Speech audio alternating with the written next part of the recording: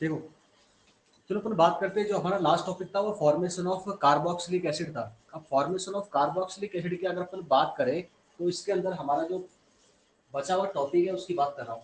From acyl chloride, ये सात छठा है सातवां से कुछ था, आप डालना अपने जो आपके नोटबुक में होगा नंबर, उसको डाल लेना। ये है बाय एसाइल क्लोराइड, ठीक है। यानी कि एसाइल क्लोराइड को यूज करते हुए हम लोग क्या बनाएंगे, कार्बोक्सिलिक एसिड बनाएंगे, ठीक है। क्या बनाएंगे, कार्बोक्सिलिक एसिड, ठीक है। चलो देखो अब कैसे बनते हैं इसको हम चेक कर लेते हैं। अब देखो एसाइल क्लोराइड की बात करें तो CH3C डबल बॉन्ड O और ये Cl, ये हमारा एसाइल क्लोराइड कहलाता है। दो कार्बन का है तो उसको हम लोग क्या बोलेंगे, इथेनॉइल क्लोराइड, ठीक है। क्या बोलेंगे इसको, इथेनॉइल क्लोराइड। अब इस इथेनॉइल क्लोराइड की रिएक्शन हम कराएंगे वाटर के साथ में, ठीक है। आपको पता है वाटर एक क्या है, न्यूक्लियोफाइल है, ठीक है। अब होगा क्या, आपको पता है चार्ज का सेपरेशन, ये माइनस ये प्लस, ये आपके लोन पेयर अटैक करेंगे किसके ऊपर, इस कार्बन के ऊपर। कौन सी स्पीसी मिलेगी, CH3CO माइनस, यहाँ पर Cl और ये OH और H, ये साथ में प्लस चार्ज, क्लियर है। तो ऑक्सीजन आके कनेक्ट हो गया कार्बन के साथ में। नेक्स्ट में क्या होगा, ये अपनी ऑफिस से बैक बॉन्डिंग करेगा।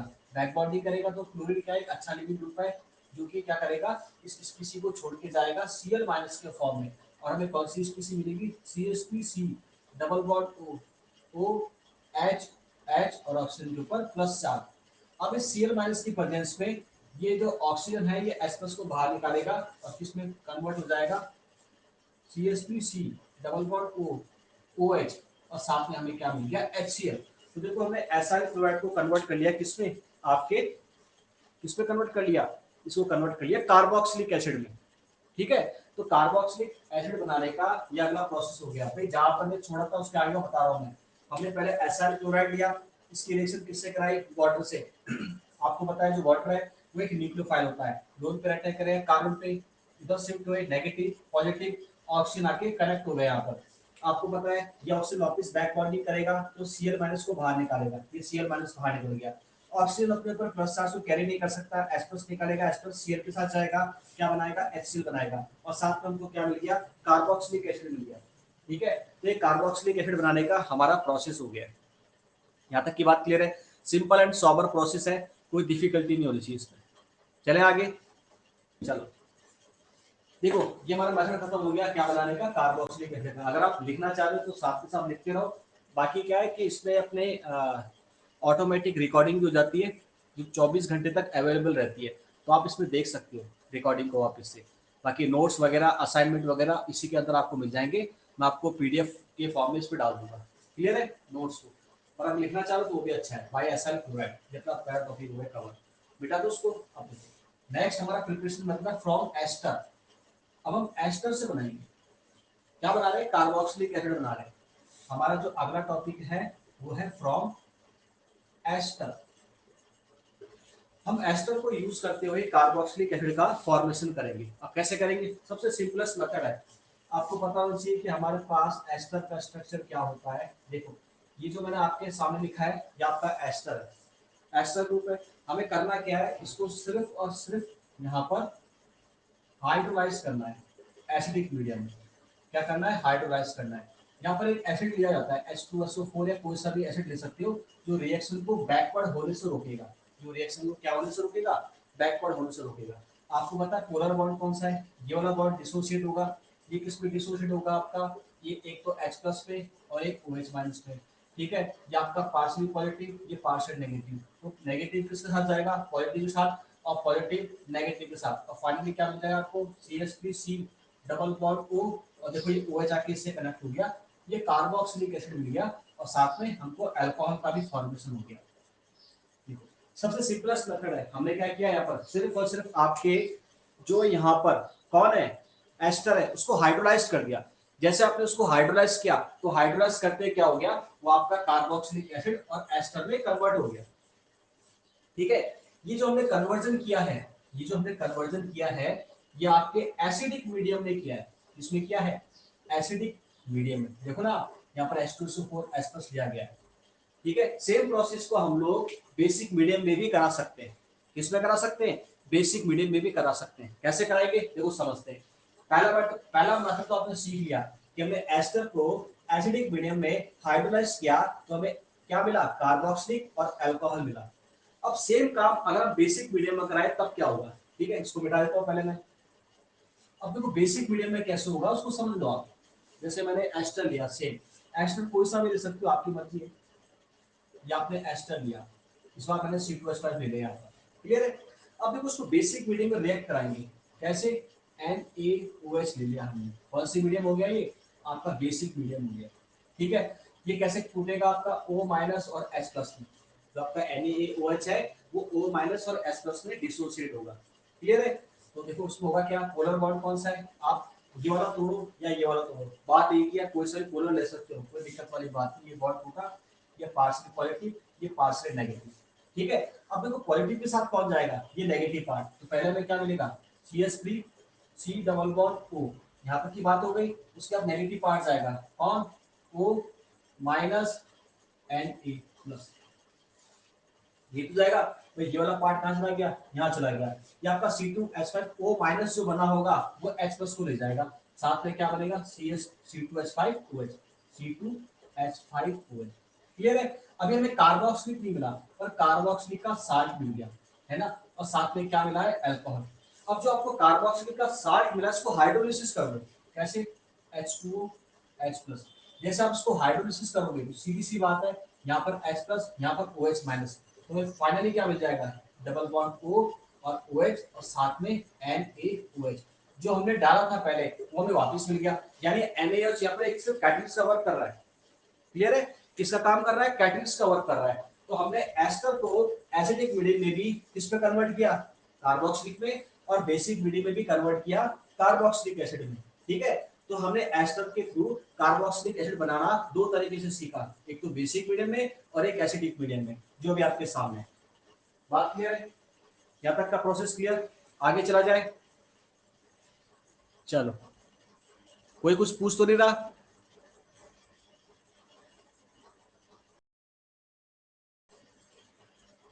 एक मिनट मैं वापस चेक कर लूँ उसमें। ठीक है, चलो अब आगे देखते हैं हम लोग। ये हमारा एस्टर बनाने का प्रोसेस चल रहा है, सॉरी कार्बोक्सिलिक बनाने का प्रोसेस चल रहा है। ठीक है, अब ये कार्बोक्सिलिक बनाने के सारे प्रोसेस अपने लगभग खत्म हो चुके हैं। यानी फॉर्मेशन ऑफ कार्बोक्सिलिक एसिड हमारा कंप्लीट हो चुका है। अब ये चैप्टर ज्यादा नहीं बचा हुआ है, ये मान लो कल की डेट में चैप्टर खत्म हो जाएगा आपका, ज्यादा पोर्शन नहीं बचा इसका। ठीक है, तो ये हमारे क्या हो गए? कार्बोक्सिलिक बनाने के प्रोसेस हो गए। अब इसमें एक दो क्वेश्चन कर लेते हैं। जैसे क्वेश्चन आपको मैंने दे दिया कि आपके पास है ब्यूटेन वन ऑल, आपको ब्यूटेन वन ऑल को कन्वर्ट करना है ब्यूटेनोइक एसिड में। किसमें? ब्यूटेनोइक एसिड में। ये आपको कन्वर्जन क्या करना है? ब्यूटेन वन ऑल को ब्यूटेनोइक एसिड में कन्वर्ट करना है। तो हमें पहले लिख लो उसको। इसका फॉर्मूला क्या होता है? CH3 CH2 CH2 CH2OH। ठीक है, ये आपका ब्यूटेन वन ऑल है। इसको कन्वर्ट करना है किसमें? CH3 CH2 CH2 C double bond O और OH, यानी ब्यूटेनोइक एसिड में। तो सीधी सी बात है, आप यहाँ पर क्या ले लोगे? Oxidising agent. Oxidising agent. और कौन कौन से होते हैं वो आपको पता है। आप KMnO4 ले सकते हो, K2Cr2O7 ले सकते हो, कोई सा भी ले सकते हो। भैया आप ले सकते हो यहाँ पर KMnO4, आप ले सकते हो K2Cr2O7, आप ले सकते हो PCC, आप ले सकते हो सैरेट रेजेंट, आप ले सकते हो जोन्स रेजेंट, जो सारे के सारे पढ़े हमने। भाई NBS हो गया, कोई सा भी रेजेंट ले लो, वो क्या करेगा? ब्यूटेन वन ऑल को ब्यूटेनोइक एसिड में कन्वर्ट कर लेगा। तो ऐसे छोटे मोटे क्वेश्चंस भी आपके बन जाते हैं, जो बहुत ईजी है। ठीक है, चलो यहाँ तक की बात क्लियर है? आगे चले। देखो ऐसे छोटे क्वेश्चंस आएंगे, आप कर लोगे, ये तो बहुत ईजी है, इसमें कोई सोचने वाली बात नहीं है। सबसे सिंपलेस्ट क्वेश्चन हो गई आपके। क्लियर? अब देखो अगला क्वेश्चन जैसे आपको दे दिया कि बेंजाइल अल्कोहल को किसमें कन्वर्ट करना है। अगला क्वेश्चन है हमारे पास है बेंजाइल अल्कोहल ले रखा हमने। ठीक है, अब इस बेंजाइल अल्कोहल को हमको फिनाइल एथेनोइक एसिड में कन्वर्ट करना है। किसमें? फिनाइल इथेनोइक एसिड में, तो ये अच्छा क्वेश्चन बन जाएगा आपका कि बेंजाइल अल्कोहल को हमें कन्वर्ट करना है फिनाइल एथेनोइक एसिड में। अच्छा प्रिंस कुछ बोल रहे हो क्या आप? आपकी आवाज नहीं आ रही, एक मिनट है ना, एक मिनट, मैं क्लास को वापस से स्टार्ट कर रहा हूँ ना, क्योंकि आप लोगों की आवाज आ नहीं रही है ना? एक मिनट वापस स्टार्ट करो आप, तो रहना बने आ जाएगा वापस। ठीक है, तो देखो ये आपके सामने बेंजाइल अल्कोहल, इसको हमें कन्वर्ट करना है फिनाइल एथेनोइक एसिड में कन्वर्ट करना है। तो सबसे पहले क्या करेंगे, पहले हम इसका रिएक्शन करा देते हैं HBr के साथ में। देखो हमने HBr ले लिया, ये प्लस माइनस में कन्वर्ट होगा। आपको पता है इसके पास लोन पेयर है, ये अटैक करेगा H प्लस के ऊपर, कौन, OH माइनस। तो यहाँ पर कनेक्ट हो जाएगा हमारे पास इस तरीके से। देखो ये आपका बन गया यहाँ पर CH2OH और H, और ये प्लस चार्ज।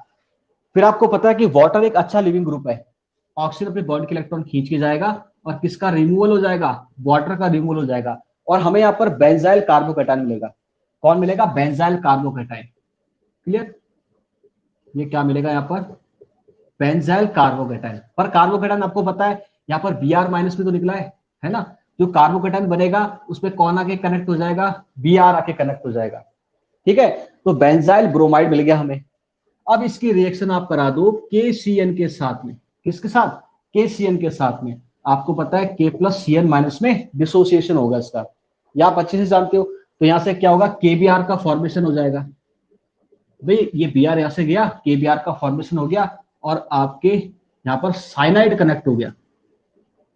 देखो ये CH2C ट्रिपल बॉन्ड N, देखो ये साइनाइड कनेक्ट हो गया यहाँ पर। ठीक है, यहां तक की बात क्लियर है, कोई दिक्कत तो नहीं, क्लियर। अब देखो यहां पर हमारा साइनाइड कन्वर्ट हो गया, पर हमें बनाना क्या है, phenyl ethanoic acid. Phenyl ethanoic यानी इसे हमें किस में कन्वर्ट करना है, यहां से अमोनिया निकालना है, और यहां पर आपको डबल बॉन्ड OOH ग्रुप जोड़ना है। तो आपको पता है क्या करना है, रिडक्शन करना है। ठीक है, रिडक्शन करना आता है आपको, मैंने सिखा रखा है। हम H2O से रिएक्शन कराएंगे, तो सिखाया था मैंने शॉर्ट फॉर्म। इसको ऐसे काटो, इधर ऑक्सीजन लगाओ, इधर H और इधर H। ठीक है, डबल बॉन्ड टूट गए, और हमें क्या मिल जाएगा, देखो मैं इसको मिटा देता हूं ऊपर का, ये तो लिख लिया होगा आपने। हाँ ये पहला पहला मिटाया बस मैंने, पहला पहला। ठीक है, इसके बाद क्या बनेगा, देखो यहां बना रहा हूं ऊपर में। देखो ये आपका बन गया, ये हो गया CH2, या हमने वाटर का हाइड्रोलिसिस कर दिया यहाँ पर C डबल बॉन्ड O, और ये साथ में NH2। ठीक है, अमाइड का फॉर्मेशन हो गया, किसका फॉर्मेशन हो गया, अमाइड का। अब इस अमाइड के फॉर्मेशन से हम क्या करेंगे, हाइड्रोलिसिस कर देंगे। फाइनली क्या कर देंगे, हाइड्रोलिसिस। कैसे करेंगे, देखो अगले स्टेप में हमने क्या कर दिया, हाइड्रोलिसिस कर दिया। आपको पता है हाइड्रोलिसिस के थ्रू हमें क्या मिलता है, H प्लस मिलता है और OH माइनस मिलता है। पोलर बॉन्ड कौन सा है, ये वाला। क्लियर है, ये आपका पार्शली नेगेटिव, ये आपका पार्शली पॉजिटिव। ठीक है, ये पार्शली नेगेटिव, पार्शली पॉजिटिव। हाँ क्लियर, बॉस में। हाँ एक मिनट, आप अपने अपने ना क्या माइक को बंद कर दो एक बार, अपने अपने माइक को बंद कर दो, है ना। प्लीज अपना माइक बंद कर दो आप, प्लीज अपना माइक बंद कर दो। एक मिनट, अब ठीक है ना, हो गया। माइक ऑन रहता तब आता है, यहाँ तो आवाज आ नहीं रही। अभी आ रही है मेरी आवाज क्लियर, कोई दिक्कत तो नहीं है? ठीक है, चलो आप देखो अब, है ना आप, एक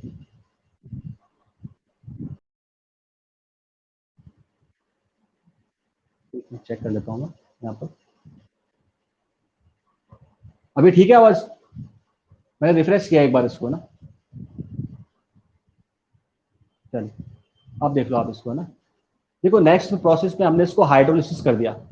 ठीक है, अब देखो हाइड्रोलिसिस में क्या होगा, जैसे आपने हाइड्रोलिसिस किया, ये पॉजिटिव ये नेगेटिव, तो इसके साथ कौन जाएगा, H प्लस, इसके साथ कौन जाएगा, OH माइनस, और फाइनली आपको क्या मिल जाएगा, देखो जो हम चाह रहे थे, ये बनाया हमने यहाँ पर, ये CH2, ये C डबल बॉन्ड O, और ये OH, और साथ में क्या मिल जाएगा, अमोनिया गैस का फॉर्मेशन हो जाएगा। और हमें बनाना क्या था, फिनाइल एथेनोइक एसिड। तो ये रहा आपका, देखो इसको फिनाइल एथेनोइक एसिड तो बोलोगे आप, नंबरिंग कहां से करोगे, 1 2, तो क्या नाम होगा इसका, 2 phenyl ethanoic acid. IPC name क्या होगा इसका, 2 फिनाइल एथेनोइक एसिड। तो इस तरीके से हमने क्या कर दिया, फॉर्मेशन कर दिया। क्लियर है? काफी इंपॉर्टेंट क्वेश्चन है, इस पे आप इंपॉर्टेंट डाल लेना। हमने किसका कन्वर्जन किया है, बेंजाइल अल्कोहल को फिनाइल एथेनोइक एसिड में कन्वर्ट किया है। और जो जो हमने टॉपिक्स पढ़े ना उसी को यूज किया, इसमें नया टॉपिक कुछ नहीं आया। ठीक है, ये रिएक्शन हमने पढ़ रखी है। ठीक है भाई, आपका बेंजाइल कार्बोकैटायन बना और उसका क्या हो गया, हैलोजनेशन हो गया। उसके बाद केसीएल से रिएक्शन कराया, ये हमने पढ़ा हुआ है। फिर उसके बाद हमने हाइड्रोलिसिस किया इसका, ये हमने पढ़ा हुआ है। अमाइड बनाया था हमने, वहां पर पढ़ा था। ठीक है, ये अमाइड का फॉर्मेशन हुआ, अमाइड का हाइड्रोलिसिस करेंगे तो क्या मिल जाएगा, फिनाइल एथेनोइक एसिड मिल जाएगा और साथ में अमोनिया गैस। तो इसमें आप इंपॉर्टेंट लिख देना क्योंकि ये क्वेश्चन आपका इंपॉर्टेंट है। ठीक है, इसमें हमने कई तरह की रिएक्शंस का यूज कर लिया है। बात क्लियर है? यहां तक की कोई दिक्कत नहीं, मिटा दो इसे, कर लोगे ऐसे क्वेश्चन। चलो मैं एक क्वेश्चन आपको दे रहा हूं, आप इसको हैंड टू हैंड कर दो। अभी इसको मिटा दूं जो लिखा हुआ मैंने यहाँ पर? ठीक है चलो, है ना, अगला क्वेश्चन करते हैं अपन। ये आपने कर ही लिया होगा मेरे हिसाब से। अगला क्वेश्चन अच्छा सा है, कोई इतना टिपिकल नहीं है, आप कर लोगे आराम से जहां तक मेरा विश्वास है। ठीक है, देखो आपको करना क्या है, क्वेश्चन में आपको मिला है नाइट्रो मिला है 3 नाइट्रो ब्रोमोबेंजीन, 3 नाइट्रो ब्रोमोबेंजीन। आपको 3 नाइट्रो ब्रोमोबेंजीन को कन्वर्ट करना है 3 नाइट्रो बेंजोइक एसिड में, 3 नाइट्रो बेंजोइक एसिड में। किसमें कन्वर्ट करना है, 3 नाइट्रो बेंजोइक एसिड में। फटाफट कर दो उसको 2 मिनट के अंदर, ट्राई करो एक बार, फिर मैं तो खैर बताऊंगा ही आप लोगों को। तो 3 नाइट्रो ब्रोमोबेंजीन को 3 नाइट्रो बेंजोइक एसिड में हमें कन्वर्ट करना है। बहुत सिंपल मेथड है, ये भी आपने पढ़ा हुआ है।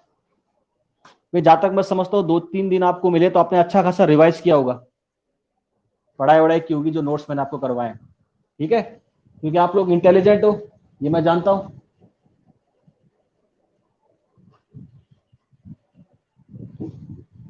ठीक है भाई, आप लोग इंटेलिजेंट तो कर लोगे, खिड़की से दूर रहते हो आप लोग, कोई दिक्कत वाली बात नहीं है।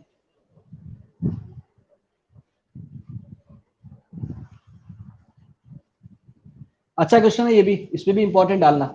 ठीक है, अब देखो इस टाइप के कन्वर्जन आते हैं, आपसे डायरेक्ट नेम रिएक्शन ना पूछ के इस टाइप के कन्वर्जन पूछ लिए जाएंगे। तो हमें ध्यान होना चाहिए कि हम कौन कौन से स्टेप्स को फॉलो करेंगे। चलो करें इसे, चलो करते हैं, है ना। ये रिएक्शन भी अपने पढ़ी हुई है, इसको मिटा देता हूँ पहले। ये क्वेश्चन तो आपने लिख लिया होगा मेरे हिसाब से। अब देखो, पहले पता होना चाहिए कि भाई आपका 3 नाइट्रो ब्रोमोबेंजीन होता क्या है। अब अगले को वही पता नहीं है, कहां से करेगा। देखो ये आपका क्या है, तीसरी टू, यहां लगा दो ब्रोमीन। ठीक है, देखो पहले हम इसकी रिएक्शन कराएंगे किसके साथ, हम कराएंगे इसकी रिएक्शन जो आपका हो गया, इसमें लेंगे हम लोग, हाँ इसकी रिएक्शन कराएंगे मैग्नीशियम के साथ में ड्राई ईथर की प्रेजेंस में। जैसे आप मैग्नीशियम की रिएक्शन कराओगे ड्राई ईथर की प्रेजेंस पे, किसकी, आपके 3 नाइट्रो ब्रोमोबेंजीन की, तो हमें ग्रिग्नार्ड रिएजेंट मिल जाएगा। क्या मिल जाएगा, ग्रिग्नार्ड रिएजेंट। कैसे, देखो ये Mg है, आपको पता है ये इस बॉन्ड के बीच में आ जाएगा इस तरीके से। देखो ये Mg और साथ में Br, ये प्लस माइनस। ठीक है, ये मैंने आपको प्रोसेस बताया था कि ग्रिग्नार्ड रिएजेंट बनता कैसे, जब अपन पहला चैप्टर पढ़ रहे थे हेलो एल्केन हेलो एरीन, अगर आपको याद हो तो। रेडिकल रिएक्शन होती है। ठीक है, मैग्नीशियम इस बॉन्ड के बीच में आ जाता है और क्या बना लेता है, ग्रिग्नार्ड रिएजेंट बना लेता है। ठीक है, यहां तक का प्रोसेस हो गया। अब देखो इसकी रिएक्शन हम कराएंगे कार्बन डाइऑक्साइड गैस के साथ में, कार्बन डाइऑक्साइड गैस के साथ में। भाई ग्रिग्नार्ड रिएजेंट का काम क्या होता है, एनाइन प्रोवाइड कराना, नेगेटिव चार्ज। यहां से बॉन्ड टूटेगा, देखो ये बॉन्ड इधर शिफ्ट हुआ, यहाँ पर पार्शली पॉजिटिव, यहाँ पर पार्शली नेगेटिव, ये फिनाइल आके इससे कनेक्ट हो जाएगा, किससे, आपके कार्बन से। तो क्या मिलेगा हमें, देखो ये भी अच्छा क्वेश्चन है, इस पे इंपॉर्टेंट डालना आप लोग। ये NO2 अपनी जगह रहेगा, इससे कोई फर्क नहीं पड़ेगा। देखो यहाँ कार्बन पे फिनाइल आके कनेक्ट हो गया, ये हो गया, ये डबल बॉन्ड O ये वाला, और ये आपका O माइनस ये वाला, और जो Mg है वो इसके साथ में इलेक्ट्रोस्टैटिक फोर्स ऑफ अट्रैक्शन से कनेक्ट हो जाएगा।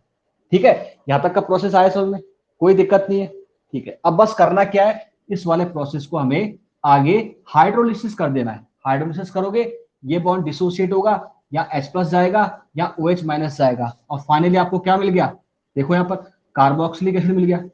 ये NO2 अपनी जगह रहेगा। यहां पर हमें क्या मिल गया, ये कार्बोक्सिलिक एसिड मिल गया। मिल गया कार्बोक्सिलिक एसिड। तो हम क्या बनाना चाहते हैं, 3 नाइट्रो बेंजोइक एसिड, जो कि ये रहा आपके सामने बन गया। और साथ में क्या मिलेगा हमें यहाँ पर, हाइड्रोक्सिल मैग्नीशियम ब्रोमाइड। देखो ये पूरा मैकेनिज्म हो गया इस क्वेश्चन का जो मैंने आपको बताया। ठीक है, आपको आ गया होगा समझ में, सिंपल है। ये रिएक्शन अपने पड़ी हुई है, कोल बेस रिएक्शन पड़ी थी ना, है ना। कोल बेस रिएक्शन में यूज किया था हमने इसको, फिर इसके आगे एस्पिरिन बनाया था, अगर आपको ध्यान हो, अगर आपने पढ़ा हो। तो सारी की सारी वो चीजें यूज हो रही है जो मैं पढ़ा चुका, नया चीज मैंने कुछ नहीं लिया है। क्लियर है। तो हमें क्या कन्वर्जन किया, 3 नाइट्रो ब्रोमोबेंजीन को हमने 3 नाइट्रो बेंजोइक एसिड में कन्वर्ट कर दिया। क्लियर है। पहले इसका क्या बनाया हमने, RMGX, जिसको अपन ग्रिग्नार्ड रिएजेंट बोलते हैं। आर की जगह फिनाइल है, इसकी रिएक्शन किससे कराई, CO2 गैस के साथ में। तो CO2 क्या होता है, पोलर इलेक्ट्रोफाइल है। यहाँ बॉन्ड फिनाइल आके जुड़ जाएगा कार्बन से, तो देखो ये जुड़ गया, ये वाली स्पीसीज मिल गई इंटरमीडिएट, इसका हाइड्रोलिसिस किया और फाइनली क्या मिल गया हमें, 3 नाइट्रो बेंजोइक एसिड। बात क्लियर है। ठीक है, आप लोगों को समझ में तो आ रहा है ना, ऑनलाइन के थ्रू। ऑफलाइन से ज्यादा बढ़िया नहीं, ऑफलाइन से ज्यादा अच्छा है ना, ऑफलाइन बढ़िया है। चलो आज की परिस्थिति को देखते हुए तो सही है ऑनलाइन। हाँ भाई, वही तो, बस अपन क्लास में अगल बगल नहीं बैठे हुए, बाकी तो क्या है, क्लास वही है। देखो नया व्हाइट बोर्ड यूज कर लिया, आप व्हाइट बोर्ड की बात कर रहे थे ना, ब्लैक बोर्ड नहीं है। तो एक चेंज तो ये हो गया सबसे बड़ा आपके लिए, है ना। आगे समझ में, क्वेश्चन तो आ रहा है समझ में। ठीक है, ये सब चीज की हुई है। अभी आपको पर्टिकुलर टाइम मिल रहा है पढ़ने का, तो उसको यूटिलाइज करो, यानी रिवाइज करना स्टार्ट कर दो। अभी 6 तारीख से एग्जाम होते तो फिर क्या होता, तो इसलिए क्या करो, मेहनत करो, जो टाइम मिला उसको वेस्ट ना करके अच्छे से यूटिलाइज कर लो।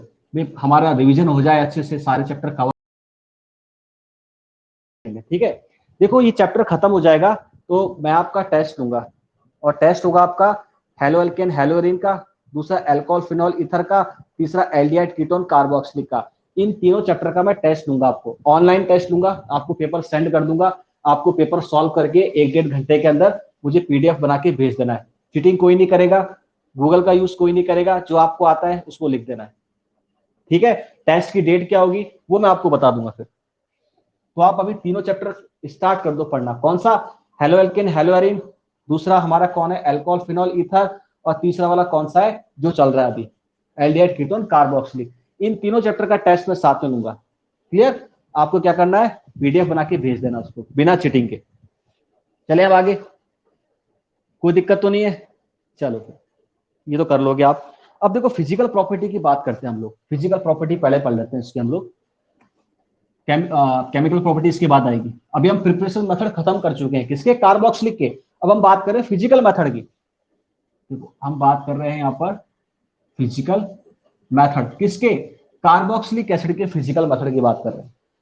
तो देखो मैं आपको बताऊं कि C1 से लेकर C9 तक जितने भी कार्बोक्सिलिक एसिड होते हैं, जितने भी कार्बोक्सिलिक एसिड होते हैं, वो सारे के सारे लिक्विड फॉर्म में पाए जाते हैं। कौन से फॉर्म में पाए जाते हैं, लिक्विड फॉर्म में पाए जाते हैं। मतलब कार्बन 1 से लेकर कार्बन 9 तक के जितने भी कार्बोक्सिलिक एसिड होते हैं, वो अपनी लिक्विड अवस्था में, लिक्विड फॉर्म में पाए जाते हैं। क्लियर। कब, एट रूम टेम्परेचर, ये भी ध्यान रखना है, एट रूम टेम्परेचर। मतलब रूम टेम्परेचर पे आराम से वेरी कर सकते हैं लिक्विड फेज के अंदर, कोई दिक्कत नहीं होने वाली इनको।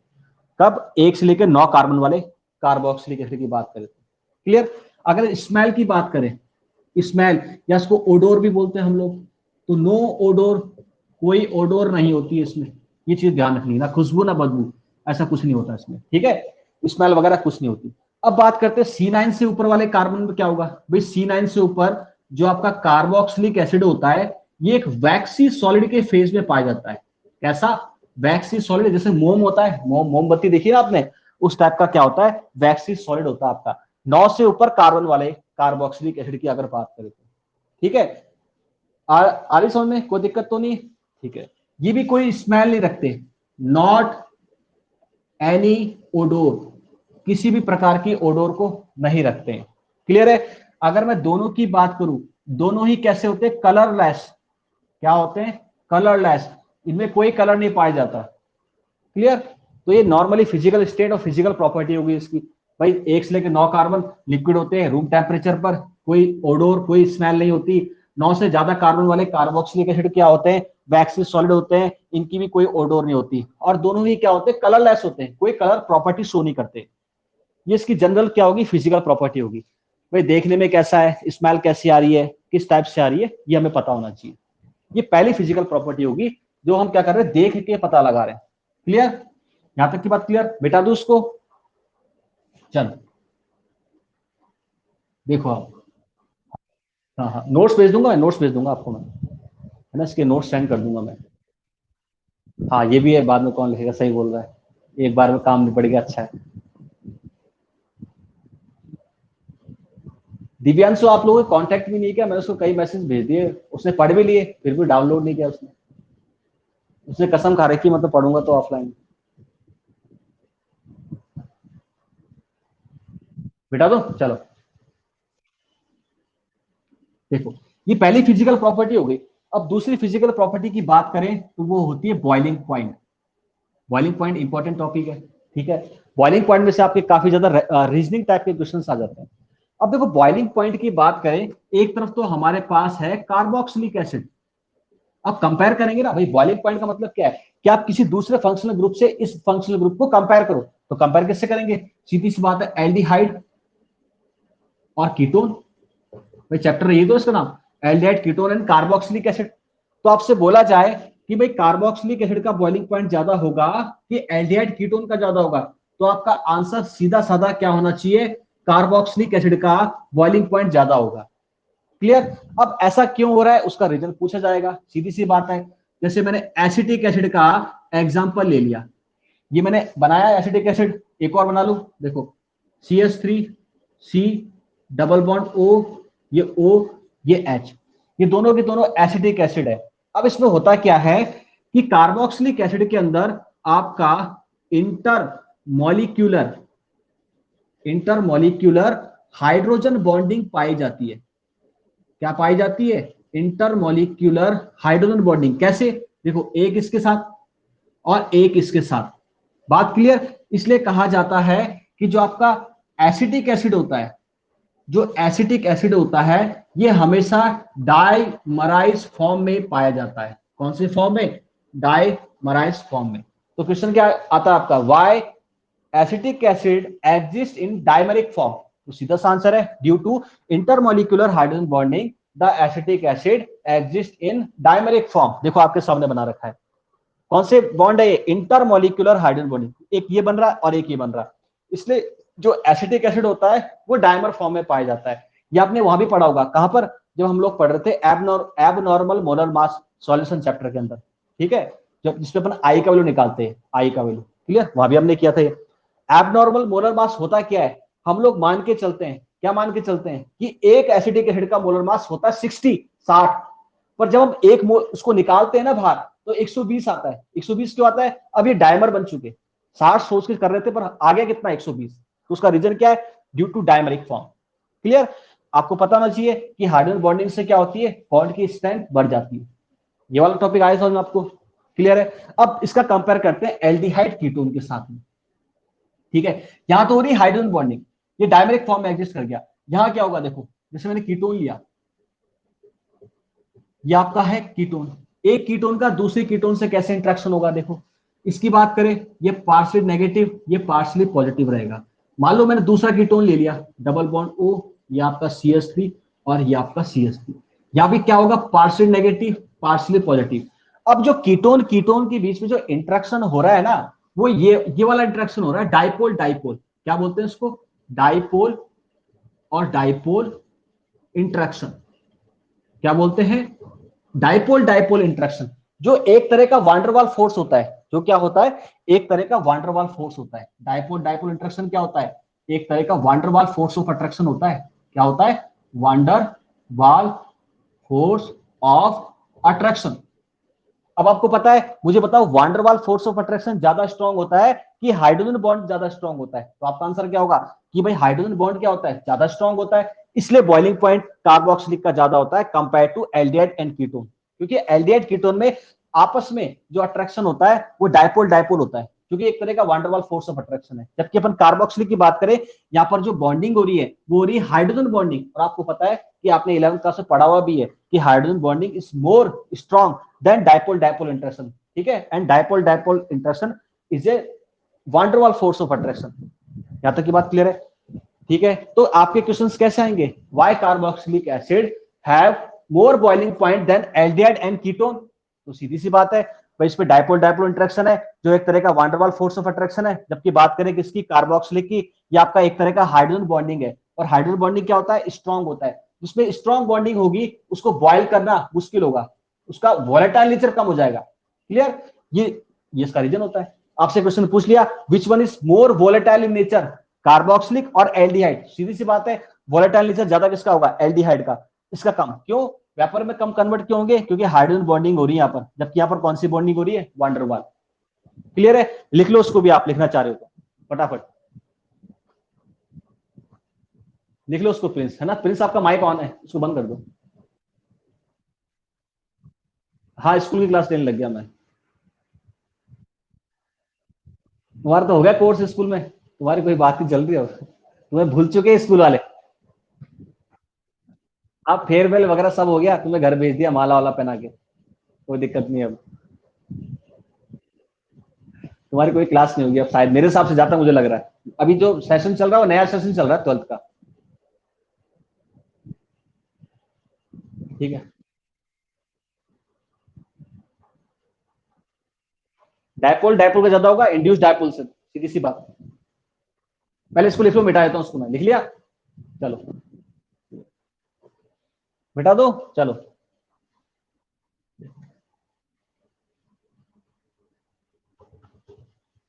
देखो एक हमारे पास होता है डायपोल डायपोल इंटरेक्शन, ठीक है। एक होता है इंड्यूस डायपोल, और एक है हमारे पास हाइड्रोजन बॉन्डिंग, हाइड्रोजन बॉन्डिंग, ठीक है। एक है हमारे पास हाइड्रोजन बॉन्डिंग। आपका प्लीज माइक बंद कर दो, आपकी उसमें हल्ला आ रहा है, शोर आ रहा है, मतलब है ना। जब कुछ पूछना होता है आप ऑन कर लेना माइक को। क्लियर, तो देखो एक आपका हाइड्रोजन बॉन्डिंग है, एक डायपोल डायपोल इंटरेक्शन है, एक इंड्यूस डायपोल इंटरेक्शन है, और एक आपका इंस्टेंटेनियस है, जिसको लंदन फोर्सेस भी बोलते हैं, आपने पढ़ा भी होगा। ये होता है ऑर्डर। सबसे ज्यादा कौन है, हाइड्रोजन बॉन्डिंग स्ट्रॉन्ग है, उसके बाद डायपोल डायपोल, उसके बाद इंड्यूस डायपोल, उसके बाद इंस्टेंटेनियस, ठीक है। इसकी बात करें, इसका एग्जांपल फोन। इसकी बात करें जैसे HCl और HCl के बीच में। इंड्यूस की बात करें तो HCl और Br2 के बीच में। इसकी बात करें तो Br2 और Br2 के बीच में, दोनों नॉन पोलर है। ये एग्जांपल हो गए, ठीक है। इसके आगे तो आपके कौन सा आते हैं, covalent, coordinate and ionic and metallic, वो तो काफी ज्यादा स्ट्रॉन्ग है, उसकी तो बात ही अलग है ना, वो इस टॉपिक के अंदर नहीं आएंगे अपने। क्लियर है, तो ये आपका फोर्स ऑफ अट्रैक्शन का पूरा ऑर्डर होता है। क्लियर, आगे बात समझ में, तो ये होता है। तो आपसे बॉइलिंग पॉइंट पूछा जाएगा तो आप इसके थ्रू समझा सकते हो। कार्बोक्सिलिक एसिड डायमेरिक फॉर्म में क्यों पाए जाते हैं, उसका भी रीजन मैंने बताया, ड्यू टू हाइड्रोजन बॉन्डिंग। और हाइड्रोजन बॉन्डिंग भी कौन सी, आपकी इंटरमोलिक्यूलर है, इंट्रा नहीं है, इंटरमोलिक्यूलर हाइड्रोजन बॉन्डिंग होती है। क्लियर, लिख लिया इसको, ये आपका ऑर्डर है किसका, इंट्रैक्शन का, किसमें ज्यादा इंट्रैक्शन होगा। चले आगे अब, चलो अब अपन स्टार्ट करेंगे केमिकल प्रॉपर्टी। ये फिजिकल प्रॉपर्टी अपनी पूरी हो गई है, इसको उतार लो 1 मिनट। तो इसके बाद क्या स्टार्ट करते हैं हम लोग, केमिकल प्रॉपर्टी। चैप्टर कल में खत्म हो जाएगा आपका, फिर नाइट्रोजन कंटेनिंग जो लास्ट चैप्टर आपका वो बच जाएगा। उसको करने के बाद वापस हम लोग फिजिकल केमिस्ट्री में आ जाएंगे, ठीक है। फिजिकल से पहले एसेस करते हैं, इनऑर्गेनिक कर लेते हैं। पहले अपन डी ब्लॉक कर लेते हैं, और कोऑर्डिनेशन कंपाउंड मैंने कराया नहीं ना अभी, कोऑर्डिनेशन कंपाउंड उसको कर लेंगे पहले, इनको फिनिश करा देंगे मैंने, अच्छा करा दें। अच्छा ये दूसरा दूसरा बैच है, उसको नहीं कराया। तो डी ब्लॉक कर लेंगे अपन, फिर डी ब्लॉक के बाद फिर फिजिकल केमिस्ट्री जो बचे हुए चैप्टर वो कर लेंगे सारे, ठीक है। अब तो अपने पास टाइम भी अच्छा खासा, और आपके पास भी टाइम है पढ़ने का। चलो बेटा, तो उसको अब डाल लो। नेक्स्ट नेक्स्ट है केमिकल प्रॉपर्टी। अब केमिकल प्रॉपर्टी की बात करेंगे। केमिकल प्रॉपर्टी आपने पढ़ी हुई, बस रिपीट होगा यहाँ पर, ये तीसरा पॉइंट हो गया इसका। ये हम स्टार्ट करने जा रहे हैं chemical property, chemical properties of carboxylic acid. भाई कार्बोक्सिलिक की पढ़ रहे हैं हम लोग, एल्डिहाइड कीटोन की तो पढ़ चुके, ठीक है, अब देखो जो पहला है हमारा जो केमिकल प्रॉपर्टी, वो है इसका एसिडिक नेचर, ठीक है ना। Show acidic nature. देखो ये मैंने क्यों लिखा शो एसिडिक नेचर, इसका मतलब क्या है, ये कौन सा करेक्टर शो करेगा, ये वाला, मतलब बॉन्ड का जो डिसोसिएशन है वो ये वाला होगा, तभी तो मैंने क्या लिखा सो एसिडिक कैरेक्टर, ठीक है। ये एस्पर्स यहां से जाएगा, नया ग्रुप आके जुड़ेगा, जो भी होगा इसके अंदर, तो हो क्या रहा है कि जो क्लीवेज हो रहा है बॉन्ड का, वो ऑक्सीजन और हाइड्रोजन का हो रहा है, और इसके कारण से केमिकल प्रॉपर्टी शो हो रही है। तो क्लीवेज ऑफ OH बॉन्ड, तो उसको क्या बोलेंगे हम लोग, एसिडिक नेचर। भाई एस्पर्स देगा तभी तो उसको क्या बोलोगे आप, एसिड बोलोगे, तो इसलिए क्या कहा जा रहा है कि शो एसिडिक नेचर, ये वाला बॉन्ड टूटने के कारण से। क्लियर। तो फर्स्ट एग्जांपल क्या है, रिएक्शन विद एक्टिव मेटल। इसका पहला एग्जांपल क्या है, रिएक्शन विद एक्टिव मेटल। भाई एक्टिव मेटल कौन, सोडियम मैग्नीशियम, कोई सा भी लिख दो, ट्राई ईथर के साथ लेना, पर ये चीज ध्यान रखना आप, जैसे आपने लिया कार्बोक्सिलिक एसिड, है ना, इसका रिएक्शन करा दिया आपने सोडियम के साथ में, और आपको पता है जब हमने मेटल ले रखा है तो ड्राई ईथर लेना जरूरी है, चाहे मैग्नीशियम लो सोडियम लो, वो दोनों ही केस में हमको ऐसा करना पड़ेगा। क्लियर है। देखो इसके 2 मोल ले लेंगे, इसकी भी हम 2 मोल ले लेंगे, तो होगा कि आपको पता है जब एसिड और मेटल की रिएक्शन होती है तो हाइड्रोजन गैस रिलीज होती है, तो पहले तो आपको 2 मोल क्या मिल गए, सोडियम कार्बोक्सिलेट आयन, क्या मिल गए, सोडियम कार्बोक्सिलेट आयन, और साथ में ये हाइड्रोजन गैस रिलीज होगी। बात क्लियर है। तो जब एक्टिव मेटल से रिएक्शन करते हैं तो कार्बोक्सिलिक क्या करता है, हाइड्रोजन गैस रिलीज करता है, और हाइड्रोजन गैस रिलीज होने का मतलब क्या है, ये एसिडिक नेचर शो कर रहा है, ये प्रूफ है, proof of acidic nature in the case of carboxylic acid, ये चीज बता रहा हूं, ठीक है। ये रिएक्शन पहले पढ़ी अपन है ना, अल्कोहल के साथ पढ़ी है ना, फिनॉल के साथ पढ़ी है हम लोगों ने रिएक्शन है, तो वही चीज रिपीट होगी, बाकी और कुछ नहीं है, ठीक है। आगे समझ में, लिख लिया इसको। अगर आपसे कोई पूछे कि भाई एसिडिक स्ट्रेंथ का ऑर्डर क्या है, तो सीधी सी बात है भाई, जो कार्बोक्सिलिक होगा ना वो ज्यादा एसिडिक होगा, किससे, फिनॉल से, ठीक है। अब फिनॉल से ज्यादा एसिडिक कौन होगा आपका, सॉरी कम, मिथेनॉल। मिथेनॉल के बाद कौन आएगा आपका, वाटर, और वाटर के बाद क्या आएगा, जो आपके रेस्ट अल्कोहल बचे हुए हैं, तो ये एसिडिक स्ट्रेंथ का ऑर्डर हो गया। देखो है ना, इस चैप्टर के अकॉर्डिंग भाई आपका अल्कोहल हो गया, ठीक है। अल्कोहल के पहले कौन आता है, फिनॉल, फिनॉल के पहले कौन आता है, कार्बोक्सिलिक एसिड आता है, ठीक है। मिथेनॉल है ना, मिथेनॉल, मिथेनॉल के बाद वाटर, वाटर के बाद जो रेस्ट बचे हुए आपके अल्कोहल है, ये मैंने बताया था आपको जब अपन अल्कोहल फिनॉल इथर पढ़ रहे थे, तो ये आपके एसिडिक स्ट्रेंथ का ऑर्डर भी हो गया। कार्बोक्सिलिक आपको वैसे ही पता है सबसे ज्यादा एसिडिक है, ठीक है, फिनॉल और इसके पीछे तो आने नहीं है। तो आपकी फर्स्ट रिएक्शन होगी रिएक्शन विथ एक्टिव मेटल, ठीक है। चलिए अब आगे, चलो बिठा दो उसको। अब सेकंड एग्जांपल, ठीक है, सेकंड एग्जांपल, ये पहला कर लिया हम लोगों ने। देखो अब सेकंड एग्जांपल क्या है, reaction with aqueous alkaline solution. दूसरा दूसरा एग्जांपल क्या है, reaction with aqueous, aqueous NaOH। भाई क्या है आपका एल्कलाइन सॉल्यूशन है, Na उसको क्या बोलते हैं, एल्कलाइन सॉल्यूशन। क्लियर। तो देखो रिएक्शन करवाए थे हमने, वही कार्बोक्सिलिक एसिड लिया, ठीक है, इसका रिएक्शन आप करा रहे हो NaOH एक्वस के साथ में, तो सीधी सी बात है यहां पर क्या बनेगा, एक तो आपका सोडियम कार्बोक्सिलेट बनेगा, और साथ में क्या बनेगा, वाटर का मॉलिक्यूल रिमूव हो जाएगा, ठीक है। तो ये एक्वस एल्कलाइन सॉल्यूशन के साथ रिएक्शन कराने पर हमें क्या मिलता है, सोडियम कार्बोक्सिलेट आयन और साथ में वाटर का मॉलिक्यूल। सिंपल रिएक्शन है, ये भी हम लोगों ने कर रखा है, ठीक है ना। इसमें आपने जब अल्कोहल फिनॉल ईथर में करवाया था मैंने आपको, तो फिनॉल तो करता है ये रिएक्शन, ठीक है। आपका मिथेनॉल ये रिएक्शन करता है, बट बचे हुए जितने भी अल्कोहल है वो कोई रिएक्शन नहीं करते, क्योंकि आपको पता है कि जो आपके मिथेनॉल को छोड़कर जितने भी अल्कोहल है वो वाटर से कम क्या होते हैं, एसिडिक होते हैं, इसलिए वो रिएक्शन नहीं करती ये वाली, ये मैंने आपको बताया भी था पहले। कौन करता है आपका, ये करेगा, ये करेगा, ये करेगा, ठीक है। बाकी बचे हुए अल्कोहल नहीं कर पाएंगे रिएक्शन, ठीक है, क्योंकि आपके जो अल्कोहल है, रेस्ट अल्कोहल मिथेनॉल को छोड़कर, वो लेस एसिडिक होते हैं, किससे, पानी से, वाटर से। क्लियर। तो ये रिएक्शन मैं करवा चुका आपको पहले भी, कर लोगे आप इसको, आ जाएगी समझ में, कोई दिक्कत नहीं। चलो अब दूसरा है reaction with weak alkali solute, weak alkali, ठीक है, वीक एल्केलाई तो स्ट्रॉन्ग एल्केलाई है। भाई NaOH क्या होता है, स्ट्रॉन्ग बेस होता है, उसका जो एल्कलाइन सॉल्यूशन बनेगा वो तो स्ट्रांग होगा, वीक थोड़ा होगा। ठीक है, बेटा दो उसे। अगला एग्जांपल करते हैं, तीसरा, दो कर चुके हम लोग। तीसरा एग्जांपल, तीसरा reaction with week alkali, reaction with weak alkali, है ना। अब वीक एल्केलाई क्या होते हैं, जैसे आपने ले लिया आपका सोडियम बाइकार्बोनेट NaHCO3, ठीक है, सो अमोनियम हाइड्रोक्साइड NH4OH, ये सारे के सारे आपके क्या होते हैं, वीक एल्केलाई होते हैं। अब इसकी रिएक्शन करवाते हैं किसके साथ, कार्बोक्सिलिक एसिड के साथ में। ये देखो कार्बोक्सिलिक एसिड लिया और हमने क्या ले लिया यहाँ पर, कोई सा भी एक वीक एल्केलाई, जैसे हमने लिया यहाँ पर आपका NaHCO3, ये स्ट्रॉन्ग एसिड है, स्ट्रॉन्ग एसिड है, क्लियर। और ये आपका क्या है, वीक एल्केलाई है, हमको दिख ही रहा है। तो देखो आपको एक चीज याद रखनी है, जब एल्केलाई से रिएक्शन करवाते हैं ना, तो एसिड और एल्केलाई, जब भी एसिड और एल्केलाई की रिएक्शन कराते हैं तो दोनों में से एक का स्ट्रॉन्ग होना बहुत जरूरी है, ये चीज याद रखना, तभी रिएक्शन होती है। देखो ये वीक है, ये स्ट्रॉन्ग है, अगर दोनों वीक हो तब रिएक्शन नहीं होती है।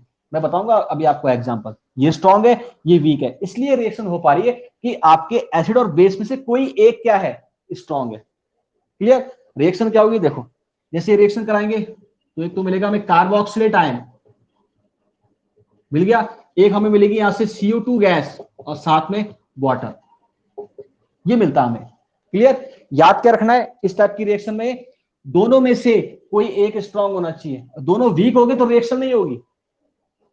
भाई हमने स्ट्रॉन्ग एसिड लिया है, वो वीक हो या स्ट्रॉन्ग, किसी को भी क्या कर देता है, रिएक्शन कर लेता है, किसी के साथ भी। तो देखो वीक एल्केलाई से रिएक्शन कराते हैं किसकी, कार्बोक्सिलिक की, तो हमें क्या मिलता है, एक तो सोडियम कार्बोक्सिलेट, दूसरा CO2 गैस, तीसरा वाटर, क्लियर, वाटर मिलता है। आगे बात समझ में, ठीक है। अब देखो मैं बात करता हूं, इसी का एग्जांपल ले रहा हूं, नीचे मैं इसको मिटा देता हूं, पहले ये ऊपर वाले को मिटा देता हूं। देखो सेम रिएक्शन, अगर सेम रिएक्शन मैं अल्कोहल के साथ कराऊं, देखो सेम रिएक्शन मैं अल्कोहल के साथ कराऊं या फिर मैं कराऊं फिनॉल के साथ, ये सेम रिएक्शन मैं अल्कोहल फिनॉल के साथ कराऊं एक वीक एल्केलाइज सॉल्यूशन के साथ में, देखो सोडियम बाइकार्बोनेट, ये आपका क्या है, वीक बेस या वीक एल्केलाई बोल सकता हूं उसको, मैं बोल सकता हूं। ये क्या आपका वीक एसिड, वीक एसिड, भाई ये भी वीक, ये भी वीक, तो क्या होगा, ये रिएक्शन नहीं होगी, किन्हीं एक का स्ट्रॉन्ग होना जरूरी है। भाई आप खुद सोचो ना, आप एग्जाम में पढ़ के नहीं गए, जो आपके आगे बैठता है, जिसके भरोसे आप गए थे, यार मैं उसमें से टीप लूंगा, वो भी क्या निकला, वीक निकला, आप वीक वो वीक, दोनों फेल, बात तो समझ रहे हो। और दूसरा क्या हुआ, दो दोस्त ऐसे थे, एक तो इसको आपका इंटेलिजेंट पढ़ के गया, दूसरा पढ़ के नहीं गया, इसने उसको सीटिंग करवा दी, देखो पास हो गया, ठीक है।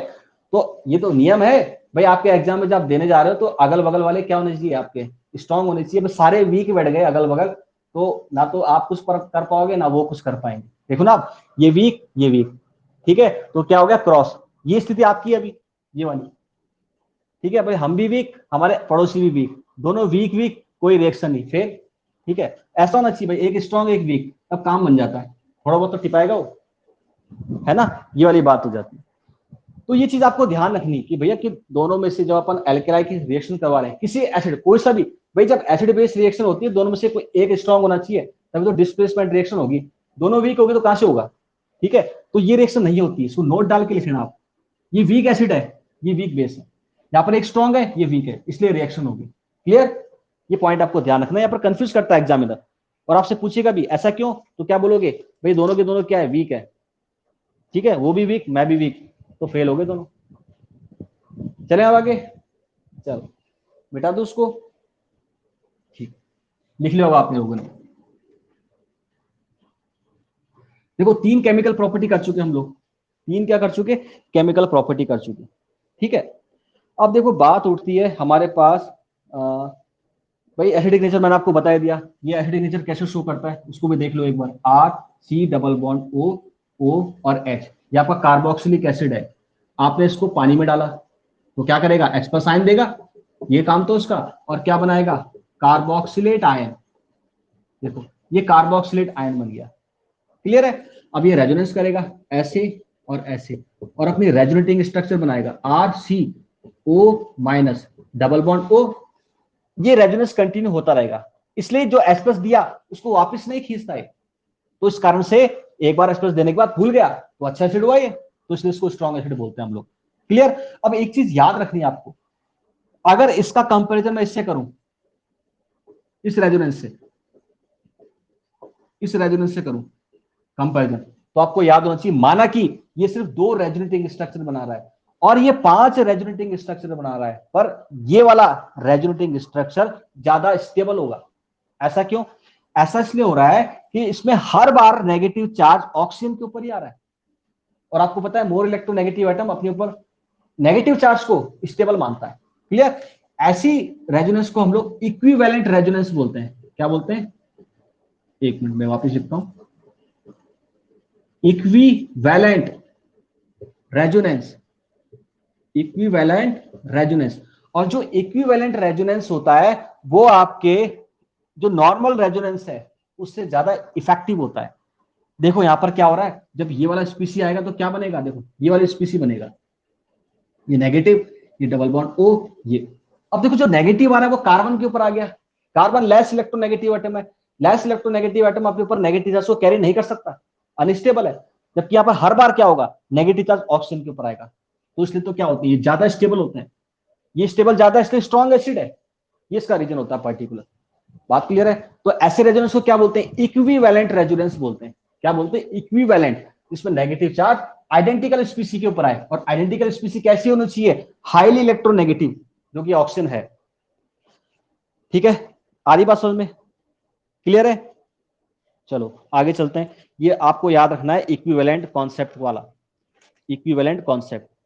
ठीक है, मिटा दो उसे, ये लिख लिया होगा आपने, इसको लिखना है ना, ये आपका जो है ना, ये इक्विवेलेंट रेजोनेंस कहलाता है, जो कि नॉर्मल रेजोनेंस से ज्यादा स्टेबल होता है। जबकि नॉर्मल रेजोनेंस में 5 स्ट्रक्चर बनती है रेजोनेटिंग, या तो 2 ही बन रही है, उसके बावजूद भी ये गेम जीत गया। क्लियर?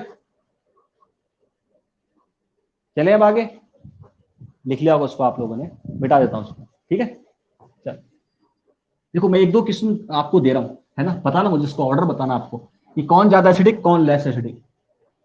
ठीक है, फटाफट करना, इंटेलिजेंट हो आप। आपको एसिडिक ऑर्डर के डिक्रीजिंग ऑर्डर में सेट करना है। ठीक है, एसिडिक स्ट्रेंथ के डिक्रीजिंग ऑर्डर में। तो एक मेरे पास है CF3COOH, ये आपका ए है, CF3COOH। एक आपके पास है दूसरा CS2NO2COOH, ये आपका दूसरा वाला पार्ट है। तीसरा वाला है आपका यहाँ पर क्वेश्चन CS3COOH, ये ए है, ये बी है, ये सी है। इनको एसिडिक स्ट्रेंथ के डिक्रीजिंग ऑर्डर में सेट करना है, इनको एसिडिक स्ट्रेंथ के डिक्रीजिंग ऑर्डर में सेट करना है। तो ऑर्डर क्या होगा, सोचो एक बार,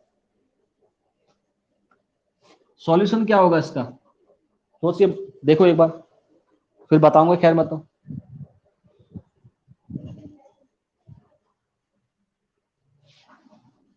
देखो फिर उसके बाद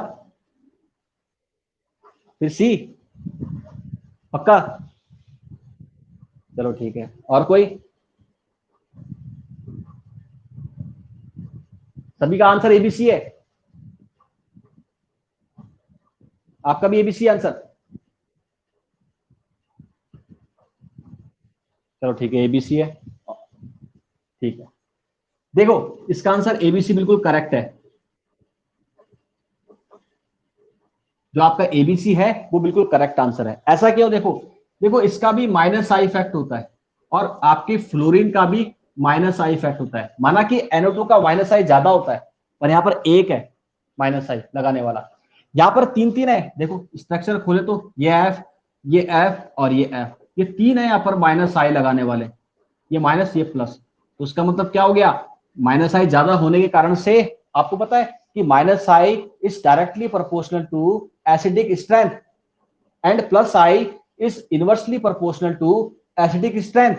जहां भी प्लस आई वाले होंगे या प्लस एम वाले होंगे वो एसिडिटी को घटाएंगे, और जहां भी माइनस आई वाले या माइनस एम वाले होंगे वो एसिडिक नेचर को बढ़ाएंगे। ये चीज लिख लेना इस पर आप, क्या, minus I is directly proportional to acidic strength. तो माइनस आई सबसे ज्यादा किसका है, पहले वाले का, तो सबसे ज्यादा एसिडिक, उसके बाद बी। इसकी बात करें, ये तो आपका प्लस आई लगा रहा है, ये तो एसिडिटी को घटा रहा है प्लस आई, इस कारण से सबसे लास्ट में है। तो ये ऑर्डर ऑफ एसिडिक स्ट्रेंथ हो गया आपका, जो मैंने अभी आपको बताया। ठीक है, बहुत इजी है, ये आपने छोटी क्लासेस में किया होगा, मतलब 11th में। ठीक है, अगला क्वेश्चन दे रहा हूँ, सेम क्वेश्चन है, मिटा दो उसको, लिख लिया आप लोगों ने। चलो अब देखो अगला क्वेश्चन करते हैं हम लोग।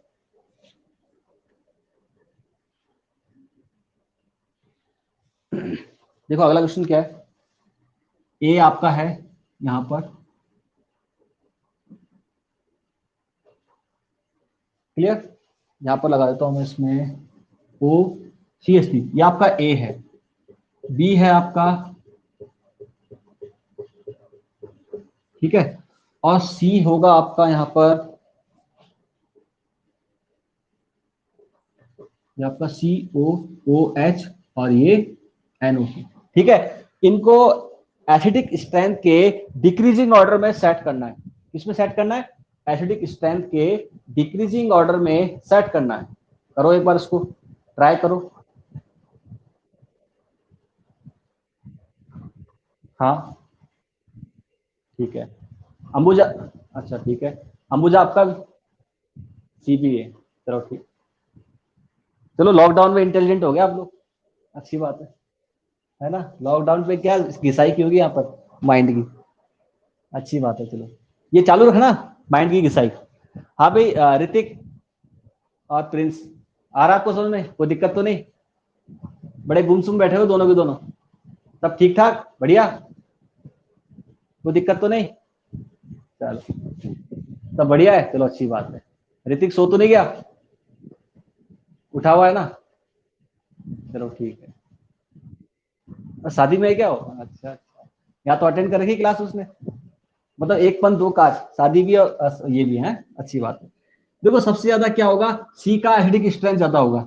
ऐसा क्यों? क्योंकि NO2 का माइनस एम इफेक्ट लग रहा है, माइनस एम इफेक्ट। और आपको पता माइनस एम इफेक्ट क्या होता है? सबसे ज्यादा क्या करेगा, एसिडिक स्ट्रेंथ को बढ़ाएगा। उसके बाद देखो इस पर कोई इफेक्ट लग रहा, इसकी बात करें तो ये तो कौन सा इफेक्ट लगाता है, प्लस एम, और प्लस एम तो घटाएगा, इसका मतलब लास्ट में आएगा। उसके बाद कौन आ गया, बी, और पहले आ गया ए, ये इसका ऑर्डर हो गया। सिंपलेस्ट। अब देखो एग्जाम पे आपसे पूछ सकते हैं, एग्जाम से आपसे आपको जो पूछा जाएगा विथ एक्सप्लेनेशन पूछा जाएगा। कैसे?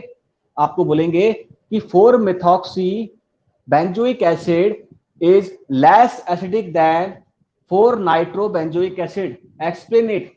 तब आप एक्सप्लेन करना पड़ेगा। पहले क्या करोगे, आप दोनों का स्ट्रक्चर बनाओगे, ठीक है, उसके बाद बताओगे भाई इसका कौन सा इफेक्ट होता है, प्लस साइड, फिर आप क्या लिखोगे, plus size inversely proportional to acidic strength. तो इसका लिखोगे आप, इसका माइनस एम इफेक्ट होता है, ठीक है, इसका क्या होता है, प्लस एम, इसका माइनस एम इफेक्ट होता है। तो क्या लिखोगे, minus M effect is directly proportional to acidic strength, सीधी सी बात। तो ये इसका आंसर हो जाएगा, आप समझाओगे इसको एक्सप्लेनेशन के साथ में।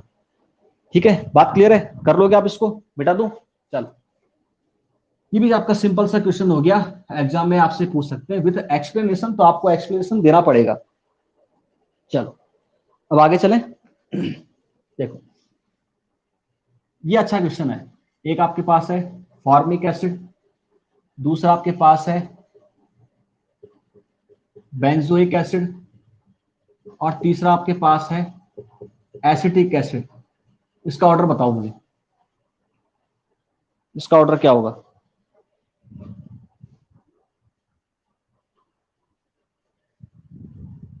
ठीक है, एक फॉर्मिक एसिड है, एक बेंजोइक एसिड है, और एक आपका एसिटिक एसिड है। अब तीनों ही एसिड है, तीनों कार्बोक्सिलिक है। अब इसमें क्या करें, इसको मैं ए मान लेता हूं, इसको बी, और इसको सी। हाँ फिर बी ए सी, चलो ठीक है। और कोई?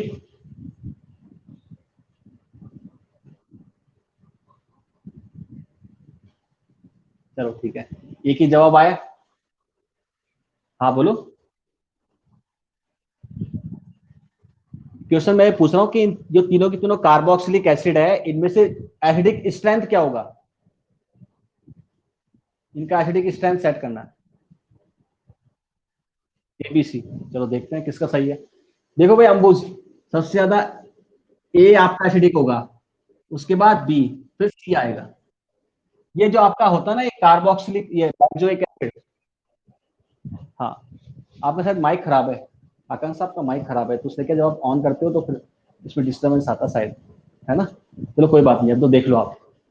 तो देखो बात करें अपन तीनों की, तो आपका ये कौन सा एसिड है? कार्बोक्सिलिक में बेंजोइक एसिड है। आपको याद रखना है कि बेंजोइक एसिड फॉर्मिक एसिड से ज्यादा एसिडिक नहीं होता है, ठीक है?